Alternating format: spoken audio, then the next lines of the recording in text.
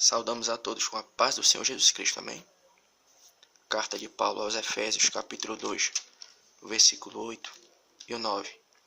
Carta de Paulo aos Efésios, capítulo 2, o versículo 8 e o 9, que diz assim: Pois é pela graça que sois salvos por meio da fé. E isso não vem de vós, é dom de Deus, não das obras para que ninguém se glorie. Quando a gente para fazer uma comparação, uma análise entre o cristianismo e as outras religiões, a gente vai aprender que a principal diferença entre o cristianismo bíblico e as outras religiões está no fato de que as outras religiões só vão mudar de nome, mas elas vão ensinar a mesma coisa. O que é que as outras religiões vão ensinar?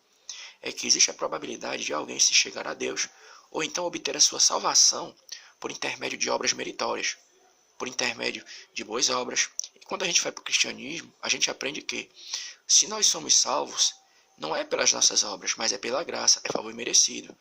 É algo que nós não merecíamos. Por quê? Porque a Bíblia dá a entender que todos nós somos pecadores. Romanos 3,23 diz: porque todos pecaram e destituídos estão da glória de Deus. Então nós podemos afirmar que as outras religiões pregam que o homem, a mulher, pode ser salvo por intermédio de suas obras, ou seja, a sua salvação é alcançada por intermédio de algo que a pessoa faz. Já o cristianismo prega que alguém só pode ser salvo por intermédio de algo que Deus já fez, quando entregou seu Filho para morrer na cruz do Calvário. Então, quando a gente leva isso em consideração, nós podemos ver que nesse ponto o cristianismo ele é diferente das outras religiões. Enquanto as outras religiões ensinam que a pessoa é salva pelo que ela faz, o cristianismo bíblico ensina que a pessoa é salva pelo que Deus fez por ela. Lá no capítulo 3, versículo 16 de João, a Bíblia diz assim, porque Deus amou o mundo de tal maneira que deu seu Filho unigênito para que todo aquele que nele crê não pereça, mas tenha a vida eterna. Mas dos escritores bíblicos é interessante notar que o que mais deu ênfase à graça foi a pessoa de Paulo. Aí você pode perguntar, então quer dizer que esse perdão, a graça e o favor imerecido só está presente nas cartas de Paulo? Não. Esse favor imerecido a gente pode notar ele desde o livro do Gênesis, desde o seu primeiro capítulo. Quando Adão e Eva, o primeiro casal, eles cometem aquele pecado e Deus dá uma oportunidade, mesmo depois deles terem falhado. Então a gente vai ver que desde o Gênesis até o livro do Apocalipse, a graça vai estar presente. Agora, dos escritores, o que mais sistematizou, de maneira, digamos assim, mais enfática, foi a pessoa de Paulo. E quando a gente pega as cartas de Paulo, é interessante que nós podemos ver três verdades a respeito da graça de Deus nas cartas de Paulo. A primeira qual é? É a seguinte: é uma das palavras mais repetidas por Paulo. A graça é uma das palavras mais repetidas por Paulo, ou seja, ele não se esquecia dela. Agora, por que Paulo não esquecia da graça de Deus? Porque 1 Timóteo, capítulo 1, versículo 15, diz assim, fiel é esta palavra e digna de toda aceitação, que Cristo Jesus veio ao mundo para salvar os pecadores, dos quais eu sou o principal. Ou seja, Paulo não parava de pregar a graça, por quê? Porque ele mesmo entendia que ele tinha sido o maior exemplo de que a salvação é pela graça. Ele mesmo, antes de se converter, no livro de Atos dos Apóstolos, a Bíblia dá a entender o quê? Que ele era um perseguidor da igreja.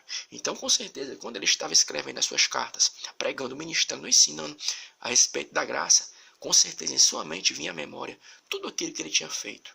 E a maneira graciosa como Deus ele tinha tirado ele, mudado a sua vida, o curso da sua história, dando da sua graça, salvando ele pela graça.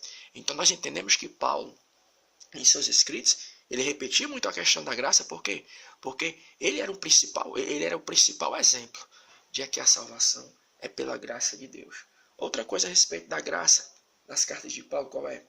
É que ela é uma palavra que não faltou em nenhum dos seus escritos. Você vai pegando, desde a sua primeira carta até o último, você vai estar vendo que Paulo está ali falando a respeito da graça de Deus, do favor imerecido. Da mesma maneira, na minha e na tua pregação, no teu ensino, no meu ensino, a graça também não pode faltar. Por quê? Porque eu e você também somos salvos pela graça. Só para lembrar, Romanos 3, versículo 23, porque todos pecaram e destituídos estão da glória de Deus. Nós temos que pregar, ensinar, doutrinar que todas as pessoas só podem ser salvas por intermédio da graça. Não é por intermédio de obras meritórias. Porque se a gente está fazendo isso, o que é que a gente está fazendo? Nós estamos desfazendo da obra do Calvário. Porque sempre que alguém tenta se justificar pelas obras, automaticamente a pessoa está invalidando aquilo que Jesus fez na cruz do Calvário.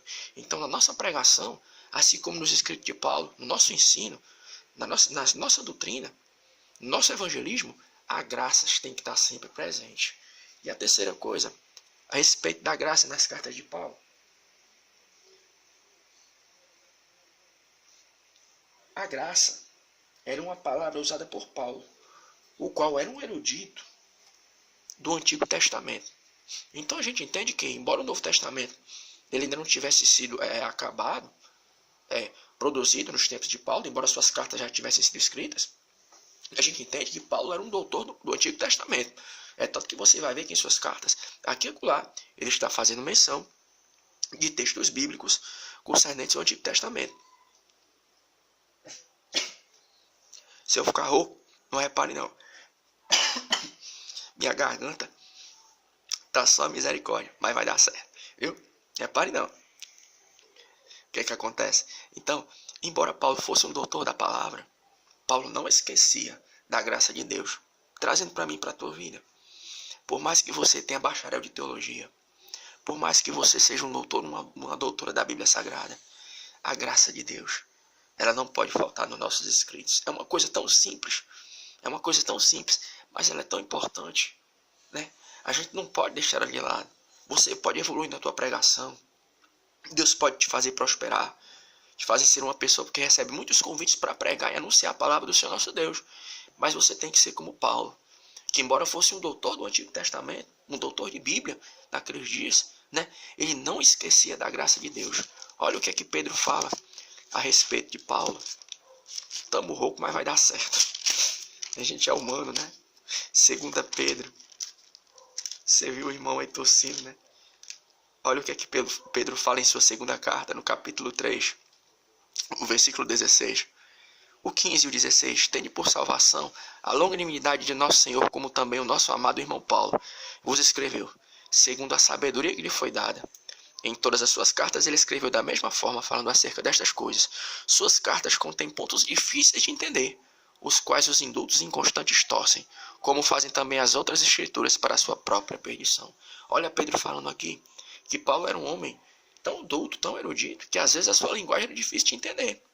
Mas mesmo assim, ele não colocava a graça de Deus de lado. Então que seja assim, né? Que a graça nunca fuja da nossa memória.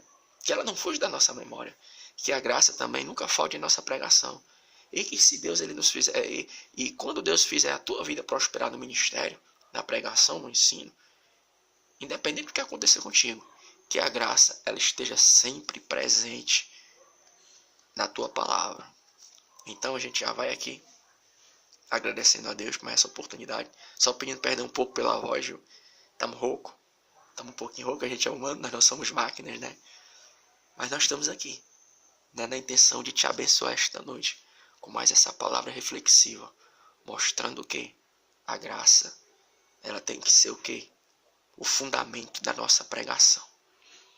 Porque da mesma maneira que nós fomos salvos pela graça, é essa graça que nós temos que anunciar àqueles que ainda não foram alcançados pela mensagem do Evangelho. E que Deus continue abençoando a mim e a tua noite. Em o nome do Senhor Jesus Cristo. Amém.